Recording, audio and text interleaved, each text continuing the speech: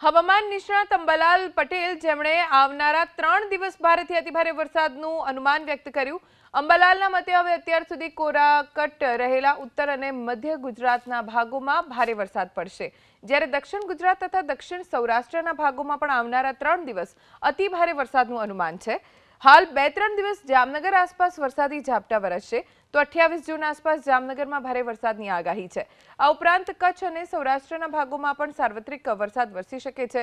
તો 5 જુલાઈ સુધીમાં અરબી સમુદ્ર અને બંગાળની ખાડી તરફથી આવતા વાહનના કારણે ગુજરાતના સચરાચર વરસાદ વરસવાનો અંબાલાલ પટેલનો દાવો છે। જે વરસાદથી વંચિત ઉત્તર ગુજરાતના ભાગો છે, મધ્ય ગુજરાતના ભાગો છે, આ ભાગોમાં પણ ભારે વરસાદ થવાનો છે। જ્યારે આહવાડક વલસાડ અને દક્ષિણ ગુજરાતના ભાગોમાં ભારેથી અતિભારે વરસાદની શક્યતા રહેશે।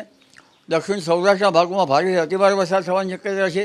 હમણાં 2-3 દિવસમાં જામનગરમાં કંઈક ઝાપટા પડવાની શક્યતા રહેશે। ત્યારબાદ 28 જૂન આસપાસ પણ જામનગરમાં ભારે વરસાદ પડવાની શક્યતા રહેશે। સૌરાષ્ટ્રના મધ્ય ભાગોમાં પણ વરસાદ થવાની શક્યતા રહેશે। ઉત્તર સૌરાષ્ટ્ર અને કચ્છના ભાગોમાં વરસાદ થવાની શક્યતા રહેશે।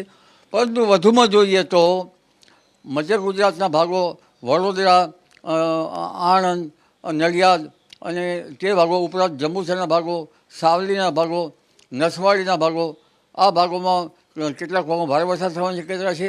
કોઈ ભાગમાં 3 થી 4 ઇંચ વરસાદ 3 દિવસમાં થવાની રહેશે। અને મધ્ય ગુજરાતના ભાગોમાં લગભગ વડોદરા ઉપર અમદાવાદ અને ગાંધીનગર સુધીના ભાગોમાં પણ 3 દિવસમાં વરસાદ થવાની શક્યતા રહેશે। કોઈ ભાગોમાં સાબરકાંઠા ભાગોના અને અન્ય બનાસકાંઠા વગેરે ભાગોમાં 3 થી 4 ઇંચ જેવો વરસાદ થવાની શક્યતા રહેશે।